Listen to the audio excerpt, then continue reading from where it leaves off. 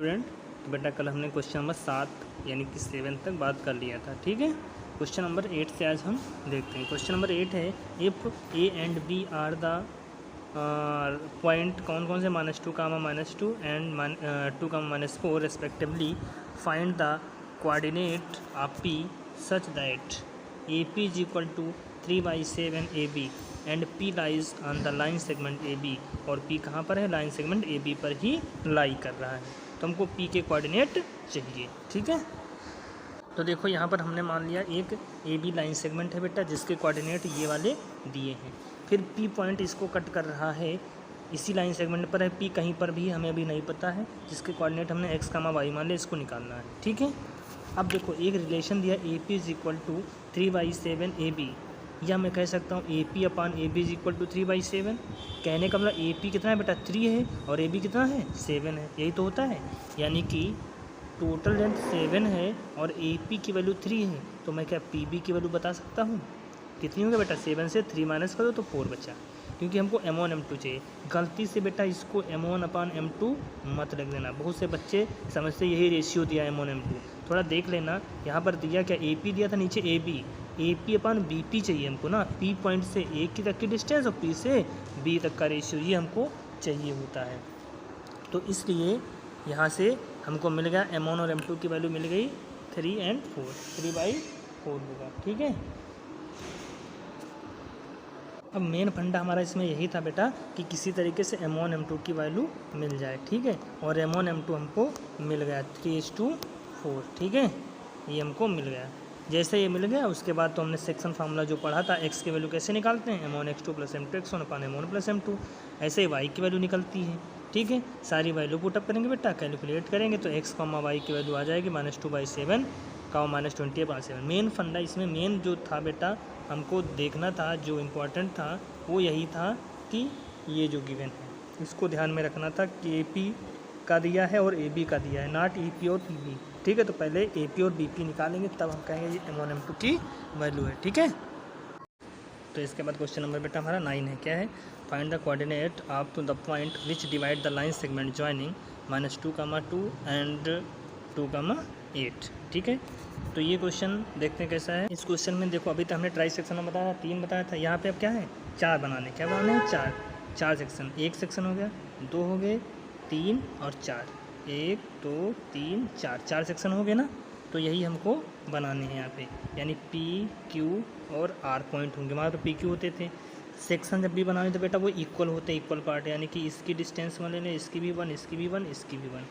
अब इनको निकालना हमको। ठीक है, तो पहले देखो निकालने का सबसे आसान तरीका क्या होगा बेटा? यहाँ से Q देखो एकदम ए बी के बीच में है ना, क्योंकि Q की यहाँ से यहाँ की डिस्टेंस 2 है और यहाँ से लेके यहाँ की डिस्टेंस 2 है। तो Q में मैं मिड पॉइंट लगा दूंगा। क्या लगा दूंगा बेटा? Mid point. और जैसे Q पता चला, क्योंकि A के और B के हमको पता है कोऑर्डिनेट, Q के जैसे पता चलेंगे, फिर देखो जो P है वो ए क्यू के बीच का है, इधर भी 1 इधर भी 1, तो P में मिड पॉइंट लगाएंगे किसके किसके बीच में? A और Q से। ऐसे ही R तुम्हारा Q और B के बीच का है, तो R में भी मिड पॉइंट लग जाएगा Q और B से, तो सब में मिड पॉइंट लग जाएगा। बहुत आसान, सेक्शन फार्मूला भी नहीं लगाना पड़ेगा हमको, जो M1 M2 की ज़रूरत भी नहीं पड़ेगी। ठीक है, केवल मिड पॉइंट लगा देना। पहले Q लगाना, मिड पॉइंट टोटल से निकलेगा, फिर ए क्यू के बीच में P मिड पॉइंट लगाएंगे, फिर QB के बीच में R में मिड पॉइंट लगाएंगे, आंसर आपका आ जाएगा। ठीक है, अगला बेटा जो क्वेश्चन हमारा नंबर 10 है। ठीक है, इसमें क्या? Find the area of rhombus आप इट्स वर्टिसेस दिए हैं बेटा, ये सारे वर्टिसेस दिए हैं। ठीक है, तो हिंट में दिया है रोम्बस का एरिया क्या? तो प्रोडक्ट ऑफ डायगोनल। देखते हैं कैसे करेंगे इसको। तो देखो ये हमारा रोम्बस है ABCD, इसके कोऑर्डिनेट सारे दिए हैं। एरिया क्या होता है? Half D1 D2, product of diagonal. तो डायगोनल निकालेंगे बेटा AC एंड BD। निकालने का तरीका है कि 2 पॉइंट दिए हैं, AC में डिस्टेंस लगा दो, डिस्टेंस फार्मूला लगाएंगे और इसका AC की वैल्यू निकल जाए। ऐसे BD में डिस्टेंस फार्मूला लगा, BD की वैल्यू निकालेंगे, फिर एरिया ऑफ रोम्बस क्या होता है? हाफ AC इंटू BD, और ये हमारा आंसर 24 यूनिट स्क्वायर आ जाएगा। ठीक है, इसके बाद बेटा अगला टॉपिक पढ़ेंगे, ये हमारी एक्सरसाइज कंप्लीट है। ठीक है, अगली एक्सरसाइज पढ़ेंगे, उसमें पढ़ेंगे एरिया ऑफ ट्रायंगल। ट्रायंगल का एरिया हमने फार्मूला कल ही बता दिया था, फिर भी यहाँ पे एक बार देख लेते हैं। क्या एरिया ऑफ ट्रायंगल क्या है? हाफ बेस इंटू एल्टीट्यूड, यानी कि हाइट। तो इसका देखो फार्मूला यहाँ पे डिराइव किया गया है। आपको डेरिवेशन नहीं पूछा जाता, केवल फार्मूले पे बेस्ड क्वेश्चन पूछे जाते हैं। ठीक है, तो आपको ये नहीं बताना कैसे है, तरीका वही है बेटा। किसी इसका अगर जो निकालना चाहें एरिया तो हम निकाल भी सकते हैं, ऐसा नहीं है। कैसे निकाल सकते हैं? फार्मूला बनाना चाहें तो देखो, इस वाले हमको ट्रायंगल का एरिया चाहिए इसका, तो इसमें जैसे तरीका क्या किया गया है, इसमें बोला गया है ये वाला ट्रेपीजियम फिर ये वाला ट्रेपीजियम टोटल निकाला, फिर ये ट्रेपीजियम माइनस का तो ट्रायंगल बच गया, ठीक है। और तो ये चीज़ हो जाएगी। हमको केवल फार्मूला याद रखना है, क्या लिखना है, half x1 y2 minus y3 plus x2 y3 minus y1 plus x3 y1 minus y2, जो हमने कल बताया था, ठीक है। उसी फार्मूले का यूज करेंगे और हम एरिया ऑफ ट्रायंगल निकालेंगे, ठीक है। तो देखो पहला क्वेश्चन क्या है, पहला क्वेश्चन है find the area of triangle whose vertices are 2,3 -1,0 and 2,-4। सारे ट्रायंगल 3 वर्टिसेस दिए, इनका हमको एरिया निकालना है, ठीक है। तो यहाँ पर क्या करेंगे बेटा, देखो ये हमने क्वेश्चन ले लिया, हमारा पहला क्वेश्चन है, पहले का पहला पार्ट 2,3 -1,0 2,-4। अब एरिया ऑफ ट्रायंगल फार्मूला लिखेंगे एक बार। फार्मूला याद लिखना अच्छा क्या बेटा, याद करने कोई दिक्कत नहीं। यहाँ पर क्या है, हाफ होता ही है ट्रायंगल के एरिया में। x1 जैसे x1 लिखा तो अंदर ब्रैकेट के अंदर केवल y रहेगा, और 1 के बाद क्या आता है 2 आता है, 2 के बाद 3 तो y2 माइनस y3। बाहर x2 रहेगा, x1 के बाद क्या आएगा, x2 आएगा। जैसे x2 आया अंदर y रहेगा, और 2 के बाद क्या आता है 3, 3 के बाद 1 आता है, प्लस x2 के बाद x3 आ गया ब्रैकेट के अंदर, 3 के बाद 1 माइनस 2, ठीक है। ये फार्मूला बनेगा, सारी वैल्यू पुटअप कर देंगे।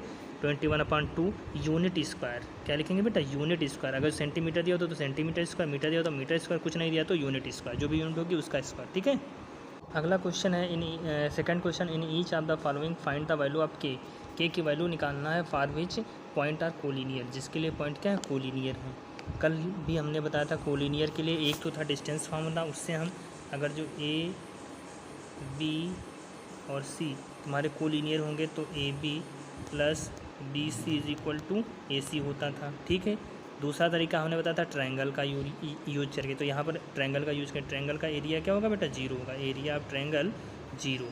क्यों, क्योंकि अगर तीनों पॉइंट एक ही लाइन में होंगे तो ट्रायंगल बना ही नहीं पाएंगे, इसलिए 0 एरिया क्या रहेगा, 0 रहेगा।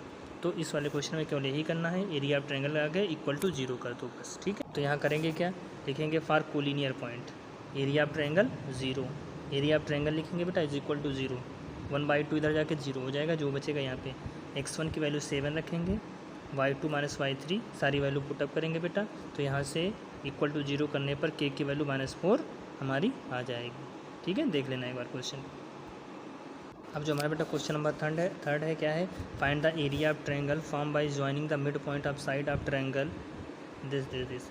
कह रहा है बेटा एक ट्रायंगल है ABC, मान लिया एक ट्रायंगल है, इसके मिड पॉइंट कौन से, D, E एंड F, इनको ज्वाइन करने वाले ट्रायंगल का एरिया निकालना है। तो पहले तो इनके हम सारे लिख लेंगे बेटा, क्या क्या दिए हैं, जैसे 0, -1 दिया इसका है 2, 1 है, 2, 1 है, और C पॉइंट दिया है 0, 3, ठीक है। क्या दिया है 0, 3, तो ये दिए हैं। तो मिड पॉइंट निकालने का तरीका बहुत आसान है। मिड पॉइंट क्या होगा, x1/x2 plus x1 plus x2/2, तो देखो 2 + 0/2 यानी कि 1, 1 + 3 4, 1, 2 ऐसे निकल जाएंगे। हमको पॉइंट निकाल लेने बेटा, सारे पॉइंट जैसे निकल जाएंगे तो एरिया ऑफ ट्रायंगल लगा देंगे, इसका एरिया निकल जाएगा। फिर रेशियो पूछा तो बड़े वाले का भी एरिया निकाल लो, छोटे वाले का एरिया, दोनों को डिवाइड कर लो, रेशियो भी फाइंड हो जाएगा, ठीक है। तो कोई दिक्कत नहीं होनी चाहिए। Question number 4, find the area of quadrilateral whose vertices taken in order. तो बेटा क्वाड्रिलेटरल दिया है तो इसका कैसे एरिया निकालेंगे, कोई भी क्वाड्रिलेटरल बेटा ऐसे होता है, ठीक है। चारों पॉइंट दिए होंगे ABC, अब इसका एरिया तो हमको पता नहीं है, लेकिन अगर बीच में हम एक डायगोनल बना दें तो अब एक ये ट्रायंगल बनेगा, एक ये ट्रायंगल, 2 ट्रायंगल बन गए, और ट्रायंगल का एरिया पता है।